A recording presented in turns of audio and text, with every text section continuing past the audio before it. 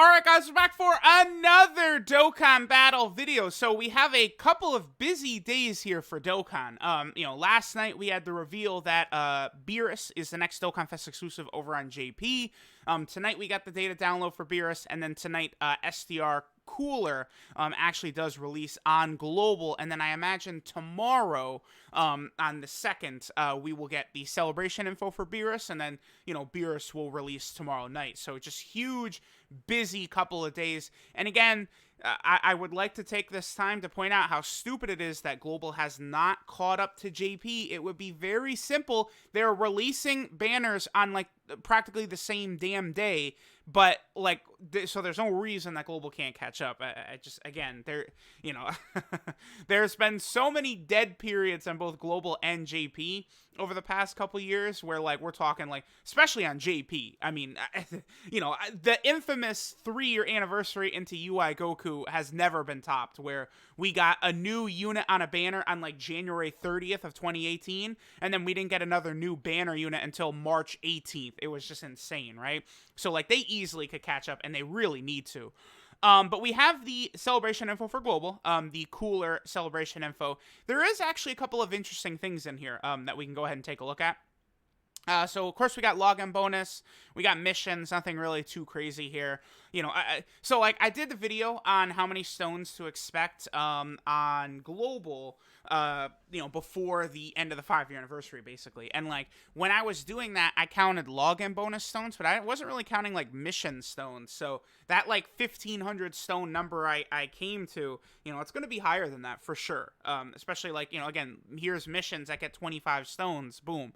That, can be added onto that total I came up to, right? We have a stone sale, fodder, trash, horrible, just disgraceful, insulting, any word you want to use. It's time for Dokkan to step up with the sales, 4 stone packs. That just ain't good enough. That just ain't good enough. All right. Then we have the Dokkan Festival, which does drop tonight, in a couple of hours. I believe it drops, at 1:30 a.m. my time, so a little over 3 hours from now. I am expecting the banner will be slightly different from what we're looking at right here. We do have Final Form Cooler and Souls, so they'll be there as well. It's Namek Goku. I feel as though Namek Goku will not be included on this banner. Namek Goku has only returned once on JP, and he's already come back on Global, right? This is the only time that he's actually been back on JP. So, I don't know. I don't know what to say right here. Obviously, it would be better if Namek Goku is on the banner, but I think it's kind of like not really, I don't think he's going to be there. It's just, I'm fearful of what they're going to replace him with, right? Because, like, it's not going to be Piccolo. Like, I saw, like, global players saying, oh, it could be Piccolo, it could be STR Blue Kaioken Goku. I mean, I don't think it's going to be either of them. Blue Kaioken Goku, that would be so fast for him to return. I mean, I guess on global they did bring Namek Goku back about that quickly. The distance between when Namek Goku came out to the Piccolo banner when he came back was pretty short, but I don't know if they'll do Blue Kaioken Goku either. I don't think Blue Kaioken Goku will be on Saiyan Day either. I mean, he could. I feel like actually Saiyan Day is probably a little bit more likely for Blue Kaioken Goku than for, this cooler banner. But we'll see. We'll see. If Blue Kaioken Goku is on this banner, do I recommend summoning? No. And the reason is because the 5th year anniversary banner is still better. And on global, the 5th year anniversary banner is going to have tickets. Now, not the type of tickets that this banner's got. Which, the Ultimate Showdown pack, this will allow you to get, it's like 15 tickets, some orbs and stuff like that. Like, I would recommend grabbing that, trying your luck at getting cooler with these, but this is not the same type of tickets, that Global will get for the 5-year anniversary, where every time you do summons, you get tickets. It's just so OP. Like, you really, if you are a Global free-to-play player, you should be saving all of your stones for banners with those tickets. It's just that simple. I mean, you're gonna double, triple your stone value. I mean, it's not rocket science at all. All right, so I'm not going to spend a lot of time going over Cooler. I've done a video on him recently. I've done a million videos on him overall. Cooler is just stupidly good. It's stupidly, dumbly, amazingly good, right? Like, he's up there as one of the best TURs in the game. Him, Int Janemba, Physical Vegito Blues, Easy A. I think the new Physical Beerus is probably in that discussion as well. This Cooler is just ridiculously strong. So, if you want to summon for him, fine. He is good enough to summon for, but he's not as good as the 5-year anniversary LRs, and their banners are better. So I'm sorry. I know people hate to be told to not to summon, but, the game is designed to get you to spend money. Like, you have to be smart about it. Like, that's just all.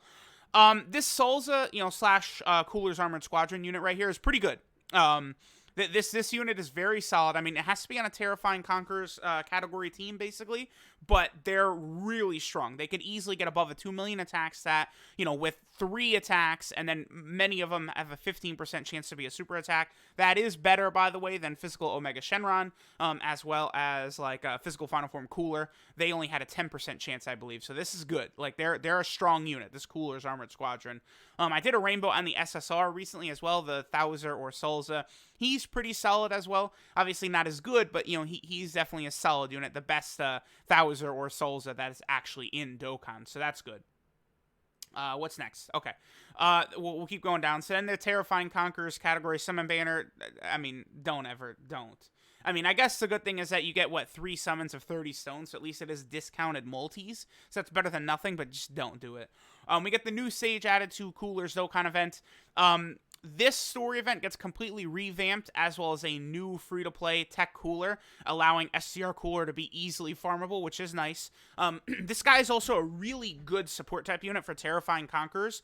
If there ever was a new Terrifying Conquerors, true leader that would come out, I don't know, maybe, Baby, or, Vegeta, or, Dokkan Fest Lord Slug, one of those units was also Terrifying Conquerors, that would make this Cooler a pretty solid option, to run on that Terrifying Conquerors team. So I would almost say, rainbow a copy of him. He will definitely be good at points.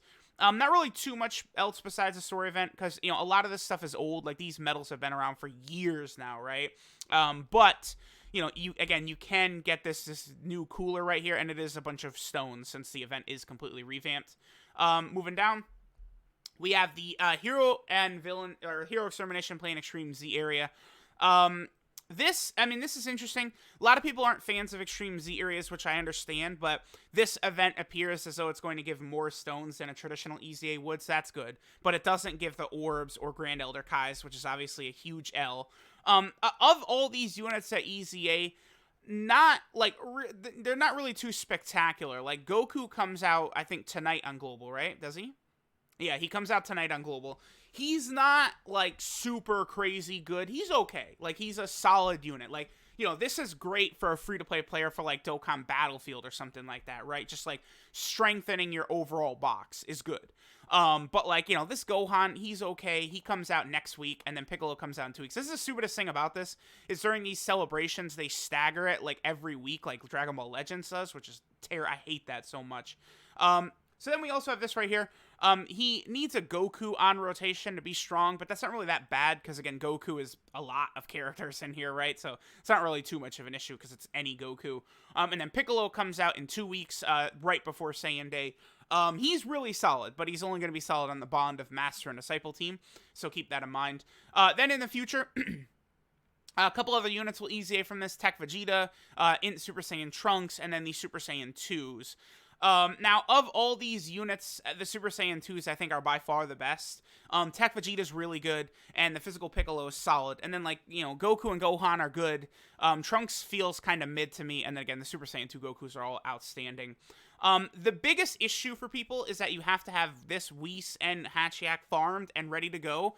And these are the only units you could use in the event, who are all low-level fodder units, but they've all been around for years. I mean, so it's if you re-rolled, this is going to be a challenge. I mean, if you've been bobbing, units like this, it would be a challenge, but, I mean, these units do start to become good after their EZA, and this just gets easier and easier as you go through, right? The first stage might be a little bit difficult, but once you get this Goku EZA'd and you start using him as your leader, and then you're just able to dominate throughout this event, so it's It's an interesting area, or it's an interesting idea, Extreme Z area, but they do got to get back to traditional EZAs for sure.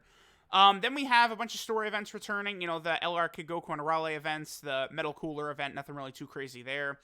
Hero and Villain Extermination stuff comes back.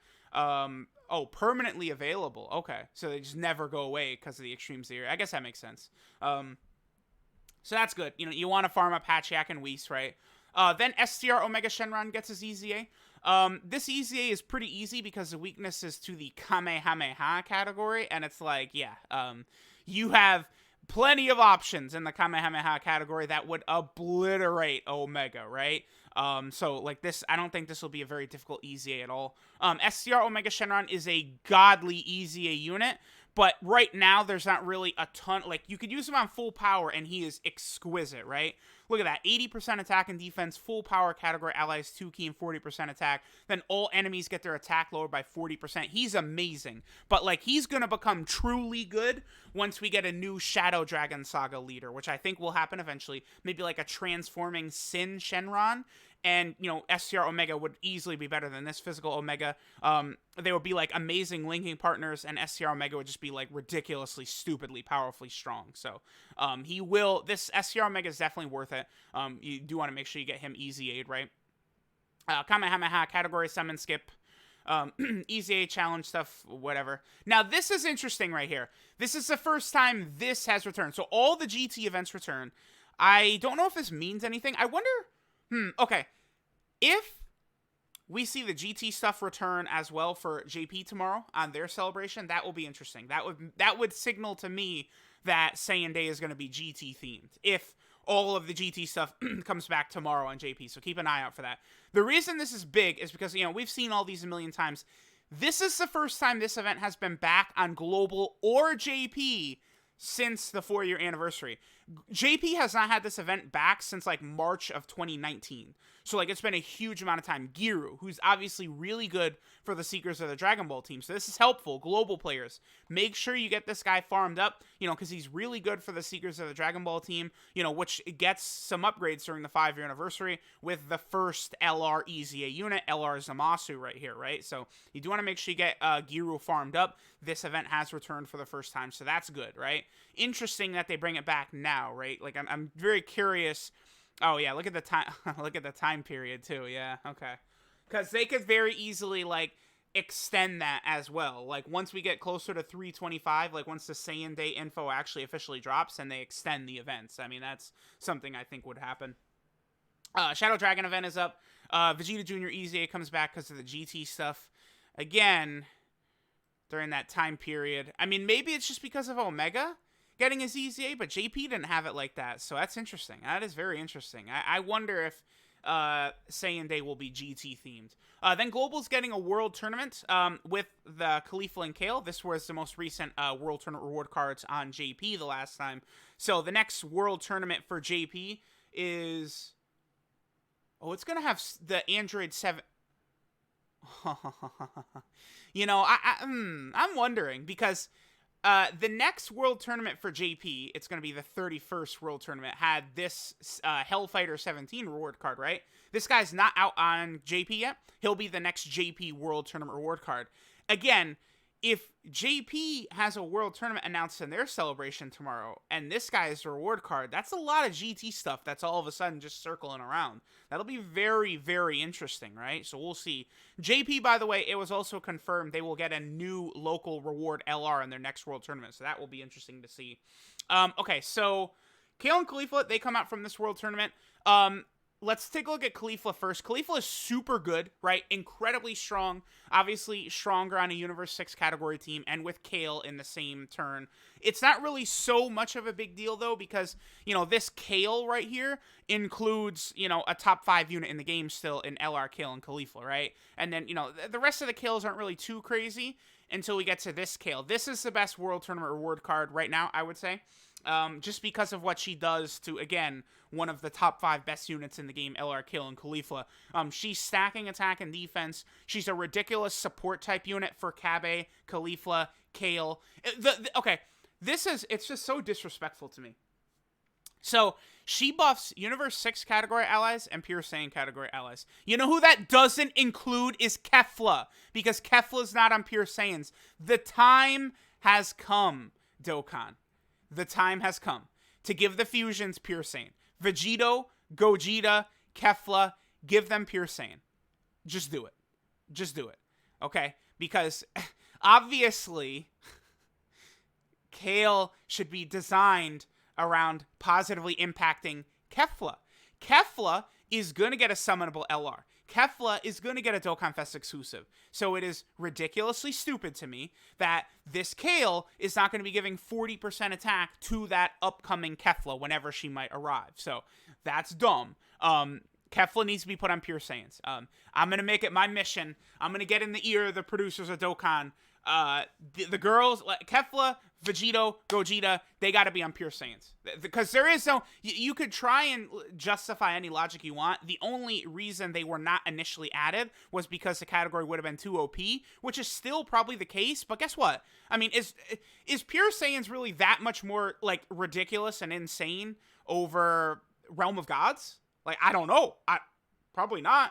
Where's Champa? Is there Champa? It doesn't have. Okay, whatever. Let me just get to the Universe 6 category rather than the link then, because I just want to pull up Realm of Gods real quick, right? And it's like, dude, you know, again, Pure Saiyans does have a better roster for sure, but like Realm of Gods just got 3 of the 4 summonable LRs from the 5-year anniversary, including the free-to-play EZA LR, who's probably the best. Like, these are the 2 best free-to-play LRs right here. And then these are the 2 best summonable LRs right here. So, I don't know. I mean, I think you could just put them on Pure Saiyans. It's fine. The game is broken enough. It's okay. It's a PvE game, right? It's not. There's no PvP, so it's fine. They can be added to Pure Saiyans. Okay, Goasu being on this banner is good. World Tournament Support Pack, and then that is all of the info. So there we go. There's the global celebration. Do not summon for Cooler, I don't think. Unless, if Blue Kaioken Goku is added to the banner, I mean, I guess sure, go ahead. But I imagine, you know, whoever they're going to replace Namek Goku with, which is incredibly likely, it's probably going to be a unit that's not as good or as valuable as Namek Goku. So keep that in mind. Let me know what you guys think. Let me know if you are summoning. If you do summon, let me know how you do. I guarantee you most people who summon will regret and say, damn, should have saved for the 5-year anniversary. You know, it is what it is. What can I say? Thanks, guys, for watching. And I'll catch y'all next time.